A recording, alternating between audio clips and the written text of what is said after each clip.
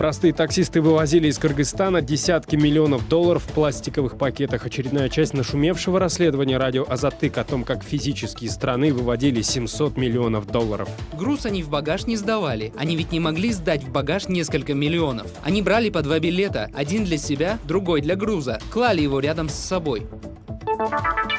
Очередного низвергнутого чиновника показали президенту Туркменистана. Побритый наголо бывший глава МВД произносит покаянные речи Аркадагу. Несмотря на то, что наш уважаемый главнокомандующий создал все условия для работы и жизни, я выбрал нечестный путь и брал взятки в особо крупных размерах. Конгресс США проголосовал за введение антикитайских санкций. Тем временем популярная во всем мире видеоплатформа TikTok названа инструментом китайской пропаганды и цензуры. Конечная цель состоит в том, чтобы изменить полностью этническое меньшинство. Это культурный геноцид и принудительное социальное переустройство. В прямом эфире информационная программа «Настоящее время Азия» в бишкекской студии. Я Шавкат Тургаев. Здравствуйте. Кыргызская служба «Радио Свобода Азатык» совместно с сайтом КЛОП, а также проектом по расследованию коррупции и организованной преступности OCCRP опубликовала третью часть громкого расследования. На этот раз журналисты рассказывают о целой сети курьеров, которые в обыкновенных пакетах и сумках вывозили миллионы долларов из Кыргызстана. По рассказам бывших пограничников и таможенников, курьеры прикрывались именем Раима Мутраимова, бывшего замглавы кыргызской таможни. За свои услуги перевозчики денег получали копейки. Однако некоторые из них поплатились за это жизнью. Самое важное за расследование в нашем материале. 22 октября, когда в Кыргызстане нашли тело бишкекского таксиста Хусана Керимова, мало кто мог подумать, это убийство – часть сложной запутанной истории о серьезной коррупции на таможне. Таксист Хусан перевозил за границу деньги торговцев. Бизнесмены таким образом расплачивались за товар, который они заранее выбирали в интернете. В основном это были средства предпринимателей, которые работали на таких крупных кыргызских рынках, как Мадина, Дордой и Карасу. На этих базарах оптом и в розницу продается товар из Китая и Турции. По подсчетам Всемирного банка в 2012 году суммы, которые проходят через эти рынки, составляют треть внутреннего валового продукта Кыргызстана. Авторы расследования пишут об интервью с курьерами, которые на условиях анонимности согласились рассказать о том, как, минуя проверки и государственные сборы, миллионы долларов в обычных пакетах и сумках вывозятся за границу. Я никогда не переводил столько денег и не знаю фирму «Полван». Удивительно, почему тогда указывается название фирмы «Полван Иншат Логистик Туризм»? Я ни в какой компании не работаю, я иду и торгую в магазине. Самая большая сумма, которую я переводил, 180 тысяч, но обычно по 8, 10, 15 тысяч. А когда вы летели, вы проходили через VIP-зал или как обычные люди? В основном прохожу через VIP. Пограничники говорят, что обычно вы покупаете 2 места для себя и отдельно для сумки. Иногда бывает, я же вам говорю, я забирал отсюда сигареты, мясо, сотовые телефоны и продавал их там. И курьер, который не захотел называть своего имени, и убитый Хусан Керимов работали на Айеркена Саймаете. Китайский бизнесмен уйгурского происхождения занимался легализацией денег. 10 ноября в Стамбуле его застрелили. Перед этим Саймаете успел рассказать журналистам, как он участвовал в международной схеме по отмыванию денег через Кыргызстан. До того, как основать свою собственную сеть курьеров, которые перевозили деньги кыргызских торговцев, он работал на клан Абдукадыр. Это семья этнических уйгуров из Китая, которые организовали подпольную сеть грузоперевозок в Центральной Азии. По словам самого Саймаете, через разные банки он вывел около 700 миллионов долларов. Еще порядка миллиарда долларов за эти годы вывезли курьеры наличными деньгами, рассказал Саймаете. Часть этих денег принадлежали клану Абдукадыр. Помогал семье Абдукадыр, по словам Саймаете, и бывший заместитель таможни Кыргызстана Раим Матраимов. Благодаря этому курьеры Саймаете спокойно провозили через таможню пакеты и сумки, набитые миллионами долларов. Не было известно происхождение этих денег. Может быть, они были украдены, может, у кого-то отобраны. Этого никто не знает. Поэтому они должны показать, откуда они. У них не было никаких документов. У них был только один документ. Это имя Раимбека Матраимова. Они постоянно называли это имя. И говорили: вы знаете, чьи это деньги. Это деньги Матраимова. Так что вы нас не трогайте, иначе с вами что-то случится. Так они нас запугивали. Но что именно они имели в виду, они сами знают. Когда они перевозили деньги, сотрудники таможни сами их сопровождали и провожали. И когда мы несколько раз останавливали курьеров, таможенники обращались к нам, мол, эти деньги шефов, их нельзя не выпускать. А в последнее время они нам начали угрожать. Курьеры Саймайти летали из Бишкека в Стамбул так, словно они перевозили наличные для обычных мелких торговцев. Однако на самом деле семья Абдукадыр таким образом вывозила свой капитал из Кыргызстана. Расследователи пишут, что поскольку эти деньги связаны с подпольной империей грузоперевоза клана Абдукадыр, то как минимум часть из них – это деньги за годы неуплаченных налогов и таможенных сборов.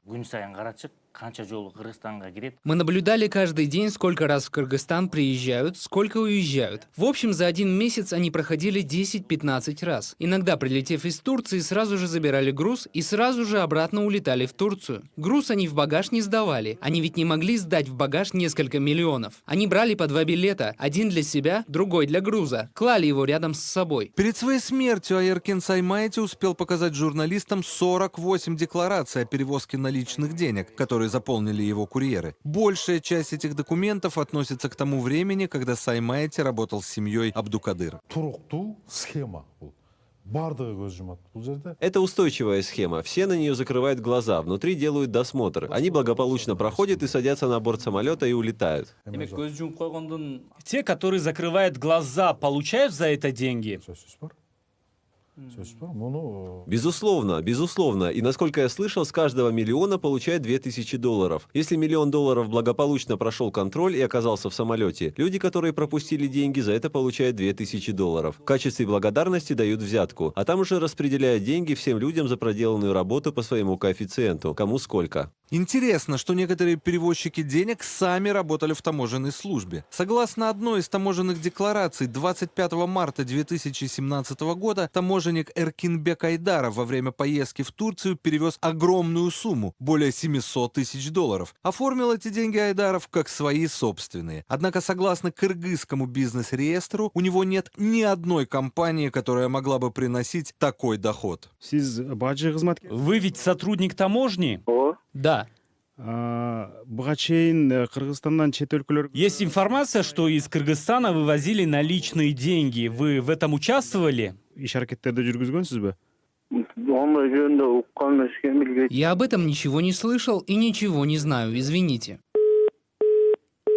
Между тем, согласно документам, бывший замглавы таможни Раим Матраимов имеет общий бизнес с семьей Абдукадыр. Супруга Матраимова и один из братьев Абдукадыр совместно владеют недвижимостью в Дубае. Кроме того, на счет фонда семьи Раима Матраимова Айеркен Саймайти и его супруга перевели почти $2,5 миллиона. Половина этой суммы была вывезена из Кыргызстана наличными, утверждал покойный Саймайти. Сергей Хиршвиль, Жибек Бегалиева, Дарья Тимофеева. Настоящее время. Азия. Я лишь добавлю, что это расследование Азатыка должно было выйти на государственном телеканале Кыргызстана ЛТР час назад, и в самый последний момент руководство канала отказалось давать его в эфир, поскольку сочло расследование однобоким. Паспорт Кыргызстана превратился в товар. Особенно он актуален среди мигрантов в России. Об этом заявила вице-спикер парламента страны. Госрегистр, занимающийся выдачей паспортов, отвечает, мол, подделка документов невозможна. А вот в Министерстве внутренних дел утверждают, что мошенники подделывают не только паспорта, но и водительские удостоверения. Продолжит тему Джазгуль Гембердиева. По данным МВД, с начала этого года возбуждено порядка 40 уголовных дел по незаконной выдаче паспортов. Об этом стало известно после очередного скандала, когда у убитого в Турции китайского бизнесмена уйгурского происхождения Айеркена Саймайти, занимавшегося, согласно расследованию Азатык, отмыванием денег, нашли незаконно выданные ему кыргызстанские ID-карту и загранпаспорт. Тогда же заместитель министра внутренних дел Мирлан Каниметов говорил, что ежегодно находят до 30 поддельных паспортов. По его информации, также легко подделываются и кыргызстанские водительские права. Позже их продают в России. А сегодня вице-спикер парламента заявила, что среди мигрантов популярны еще и отечественные паспорта. Там кыргызские паспорта превратились в бизнес. Мигранты из Узбекистана рекламируют и продают наши паспорта. Посмотрите статистику и увидите, когда мигранты попадают в полицию, то всплывают больше кыргызских паспортов. При проверке пины выходят правильными, то есть это не поддельные документы. Какие преграды вы ставите, чтобы не выдавать незаконно паспорта? Столько скандалов из-за наших паспортов. Госрегистр оправдывается тем, что незаконно выданные и фальшивые паспорта могут быть документами старого образца. Давно говорится о том, что их действительно очень легко подделать. К тому же до 2009 года изготовлением и выдачей документов, удостоверяющих личность, занималась МВД. В тот период было утеряно порядка 120 тысяч паспортов старого образца. Практически невозможно. Сейчас получить паспорт практически невозможно без личного присутствия самого гражданина и без его биометрики. Это просто слова. Если есть факты, то пусть принесут нам и покажут их. Это уже не первый скандал, когда в центре внимания распродажа кыргызстанских паспортов, в том числе среди мигрантов в России. Популярность кыргызстанских паспортов среди мигрантов России объясняется членством республики в ЕАЭС. В отличие от таджикистанцев и узбекистанцев, для граждан Кыргызстана предусмотрено облегченное миграционное законодательство. Побрили на лысо. В Туркменистане арестован экс-глава МВД Изгендер Муликова. Уличили во взяточничестве в особо крупных размерах. Об этом на заседании Совета Безопасности президенту доложил генеральный прокурор страны Батыр Аддаев. Там же Гурбангулы Бердымухамедову показали видеосюжет с экс-министром, в котором он дает показания в тюремной робе и кается в совершенных преступлениях. В сюжете показаны кадры, снятые якобы в доме бывшего министра. На них видны крупные суммы денег, преимущественно американские доллары, а также большое количество драгоценностей, сувениры, часы и различные украшения. Я Изгендер Муликов. Несмотря на то, что с 2009 по 2019 год, работая на должности министра внутренних дел, отвечал за борьбу с преступностью, из-за своей алчности предательски злоупотреблял своей должностью и брал взятки, присваивал дома. Несмотря на то, что наш уважаемый главнокомандующий создал все условия для работы и жизни, я выбрал нечестный путь и брал взятки в особо крупных размерах. После выявления моих преступлений я был на законных основаниях привлечен к уголовной ответственности. Я полностью признаю свои проступки и раскаиваюсь. Я напомню, президент Туркменистана уволил министра внутренних дел 1 октября прямо на расширенном заседании Кабмина. Гурбангулы Бердымухамедов, после того, как заслушал отчет генпрокурора о деятельности Изгендера Муликова, объявил о его увольнении и выгнал министра из зала заседания. После этого в СМИ поступали противоречивые сообщения об аресте экс-министра. По некоторым данным, Муликова приговорили к 25 годам лишения свободы, однако государственное телевидение не сообщало никаких подробностей приговора Муликову. Чтобы поехать за границу, нужно иметь представление о культуре, языке и социальном устройстве страны посещения, носить чистую одежду и не нарушать законы. В МВД Таджикистана опубликовали 17 рекомендаций для выезжающих за рубеж граждан. Почему в милиции решили, что жители страны не знают простейшие общепринятые правила поведения, выяснял Анушерван Арипов. Таджикистанцы, даже те, кто ни разу не выезжал за границу, знают элементарные правила поведения в другой стране. В принципе, они не отличаются от тех, которые приняты дома. Советы от правоохранительных органов о чистоте одежды, соблюдении законов и об оплате налогов и штрафов выглядят довольно странно, уверены местные жители. Навскидку каждый может назвать сразу несколько пунктов, которые совпадают с рекомендациями правоохранителей. Если мы куда-то едем, нужно иметь в первую очередь все документы, по необходимости патент и регистрацию. Если мы едем куда-то, нужно знать язык этой страны хоть немного, знать культуру и обычаи этой страны. Я думаю, нужно в первую очередь знать культуру и язык этой страны. В другой стране нужно беречь свои документы, никому их не отдавая, чтобы по требованию предъявить их органам. 17 советов для тех, кто хочет выехать за границу, по мнению авторов статьи, опубликованные на веб-сайте правоохранительных органов, могут уберечь таджикистанцев на чужбине абсолютно от любых проблем. Будьте вежливы с жителями страны, которую вы посещаете. Одевайте чистую и соответствующую одежду. Соблюдайте правила приличия этой страны в общественных местах и гостиницах. Также следует с выгодной позиции показывать культуру таджиков. Гражданский активист Рустам Гулов говорит, что несмотря на абсурдную простоту некоторых советов, идею правоохранителей он поддерживает. Как ни печально, нынешний уровень образования в стране крайне низок, и людям приходится объяснять самые обычные вещи. В принципе, да, нужно объяснять какие-то элементарные нормы поведения в общественных местах. И, к сожалению, да, нужно давать подобные элементарные советы, чтобы они вели себя подобающим образом. Сразу 4 из 17 советов для выезжающих за границу оповещают об угрозах, исходящих от запрещенных в Таджикистане политических партий. Хотя партия Исламского возрождения не упоминается, по словам гражданского активиста, и так все понятно. В МВД советуют мигрантам и туристам избегать знакомства с участниками таких политических движений, не общаться с ними в интернете и не вступать в религиозные и политические объединения. То, что каждый таджикистанец понимает, о чем и о ком идет речь, но это естественно. То есть, да. Но с другой стороны, это как бы задача государственных правоохранительных органов упоминать каждый раз, что есть партии, которые запрещены. Что касается их религиозного составляющего, то тут действительно могут возникнуть вопросы. То есть не все религиозные партии запрещены ведь во всем мире.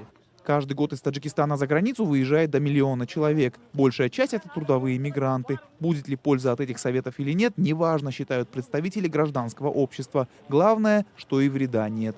Анушервон Арипов, Насим Исамов. Настоящее время Азия. Смотрите далее в нашей программе. Конгресс США проголосовал за введение антикитайских санкций. Тем временем популярная во всем мире видеоплатформа TikTok названа инструментом китайской пропаганды и цензуры. Конечная цель состоит в том, чтобы изменить полностью этническое меньшинство. Это культурный геноцид и принудительное социальное переустройство. В Таджикистане официально назначена дата парламентских выборов. Они пройдут 1 марта 2020 года. Президент страны Эмомали Рахмон уже подписал соответствующий указ. Помимо выборов в Нижнюю палату парламента, в этот же день таджикистанцы отдадут свои голоса за кандидатов в депутаты областных, городских и районных советов. Согласно избирательному законодательству, 22 из 63 депутатов Нижней палаты парламента будут избраны по партийным спискам. Остальные 41 избираются по одномандатным округам. Со дня объявления официальной даты выборов политические партии обязаны в последующие 15 дней провести свои предвыборные съезды. На сегодняшний день все 7 политических партий изъявили желание участвовать в выборах, однако среди них реальными оппонентами пропрезидентской Народно-демократической партии считаются только 2 – коммунистическая и социал-демократическая. Впервые за 2 десятка лет парламентские выборы пройдут без наиболее серьезного оппонента власти – партии Исламского возрождения. В 2015 году Верховный суд Таджикистана заявил о причастности этой партии к попытке госпереворота и запретил деятельность ПИФТ в стране. Тем временем отсутствие сильной оппозиционной партии в парламенте сказывается на принятии там противоречивых решений. Депутаты 25 октября без широкой огласки утвердили новый состав Центральной комиссии по выборам и референдумам. Позднее выяснилось, что как минимум 3 из 7 членов комиссии являются известными представителями пропрезидентской Народно-демократической партии. Одна из них, Махфират Хидирзода, даже в течение 8 лет возглавляла фракцию НДПТ в парламенте. Однако представитель этой партии в беседе с радио Зоди сказал, что незадолго до утверждения в ЦИК Хидирзода вместе с 2 другими нардемами приостановили свое членство в партии. Это не только ставит под сомнение объективность ЦИК, но и заранее является грубым и односторонним нарушением предстоящих выборов. Это признак того, что власть опять пойдет на подтасовки. Этот вопрос мы намерены обсудить завтра на политсовете партии. Мы обратимся с соответствующим заявлением в ОБСЕ и ООН. Сейчас мы наблюдаем нарастание давления на оппозицию. На своем примере могу сказать, что силовики начали следить за мной, останавливают машину, проверяют документы. Люди в военной форме приходят ко мне домой, пытаются напугать. Буквально вчера направили ко мне местную учительницу, чтобы собрать данные о моих родственниках.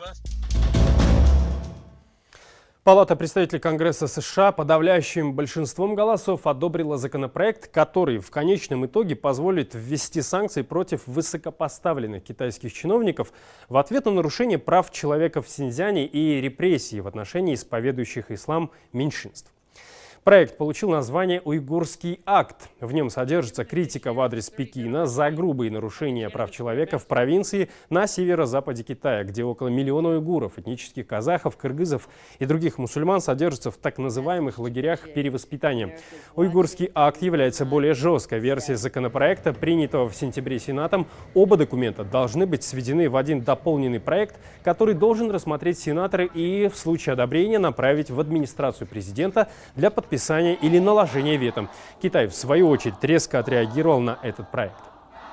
Мы настоятельно призываем США немедленно исправить свою ошибку и не допустить того, чтобы законопроект, связанный с Синьцзяном, стал законом, и прекратить использовать Синьцзян в качестве средства для вмешательства во внутренние дела Китая. Пекин будет реагировать в соответствии с развитием ситуации. Я напомню, Китай заявляет, что использует лагеря для перевоспитания людей и отвергает обвинения в плохом обращении с уйгурами. Пекин настаивает на том, что учреждения, созданные для обучения профессиям, и являются частью мер по противодействию экстремизму. По данным ООН, в китайских лагерях политического перевоспитания сейчас находится более 1,5 миллиона уйгуров и других представителей мусульманских меньшинств. Популярная во всем мире видеоплатформа TikTok – инструмент китайской пропаганды и цензуры. Об этом говорится в отчете Международного центра киберполитики в Австралии. Какую опасность может нести это приложение, расскажет Ольга Жирносек. TikTok вновь оказался в центре внимания после блокировки аккаунта 17-летней американки Фирозы Азиз. Поводом послужило видео, где бьюти-блогер подняла тему уйгурского меньшинства. Привет, ребята! Я собираюсь научить вас, как делать длинные ресницы. Первое, что нужно сделать, это взять щипцы, завить ресницы и опустить их вниз. Затем возьмите свой телефон и используйте его для поиска информации о том, что происходит в Китае. О концентрационных лагерях, куда они бросают невинных мусульман, отделяя семьи друг от друга, похищая их, убивая их, насилуя их, заставляя их есть свинину, заставляя их пить, вынуждая их сменить религию. Уйгуры – мусульманское меньшинство, живущее в Китае. В понедельник Международный консорциум журналистов-расследователей обнародовал секретные документы китайских властей. Они описывают условия содержания уйгуров в специальных лагерях, а именно запертые камеры, телесные наказания и тотальный контроль. По разным оценкам, там содержится от 1,5 до 3 миллионов человек. Конечная цель состоит в том, чтобы изменить полностью этническое меньшинство. Это культурный геноцид и принудительное социальное переустройство. Блокировка Фирозы Азиз вызвала широкий резонанс. Очень скоро платформа разблокировала аккаунт, извинившись за ошибку. Но в Международном центре киберполитики Австралийского стратегического института уверены, что подобные случаи – часть целенаправленной политики Китая. Глобальная аудитория ТикТока по разным оценкам может превышать 1 миллиард пользователей. Пекин уже продемонстрировал склонность к контролю и формированию зарубежных китайскоязычных СМИ. Стремительный рост TikTok дает возможность Коммунистической партии Китая сделать то же самое на платформе, которая практически не использует китайский язык. В сентябре издание The Guardian опубликовало свидетельство того, что компания ByteDance, которая владеет TikTok'ом, продвигает цели внешней политики Китая за рубежом. Например, модераторы приложения должны подвергать цензуре видеоролики с упоминанием событий на площади Тяньаньмэнь в 1989 году или независимости Тибета. Любая страна через свои приложения, свои технические средства пытается влиять на некую мировую технологическую тенденцию. Это внешняя политика, на текущий момент это неотъемлемая часть внешней политики. В то же время TikTok, по мнению эксперта, не в состоянии модерировать действительно опасный контент. И первичная какая-то модерация, безусловно, есть. Открытый порно-контент или открытый призыв к сепаратизму, наверное, как-то отловится их скриптами, и отмодерируется. Но модерировать тот объем данных, который сейчас есть у ТикТока и их техническими средствами, на мой взгляд, невозможно. И благодаря этому, к сожалению, мы с вами наблюдали тот скандал вокруг видеоролика с призывом к вступлению в ИГИЛ. В октябре стало известно, что террористическая группировка «Исламское государство» использовала платформу для пропаганды и вербовки подростков. Ольга Жирносек. Настоящее время. Это были все новости, о которых мы хотели вам рассказать. Смотрите нас в социальных сетях, в эфире своих национальных телеканалов и в прямом эфире круглосуточного телеканала «Настоящее время» в Ютубе 24 часа в сутки, 7 дней в неделю. Мы встретимся с вами завтра в это же время. Я желаю вам всего доброго. До встречи.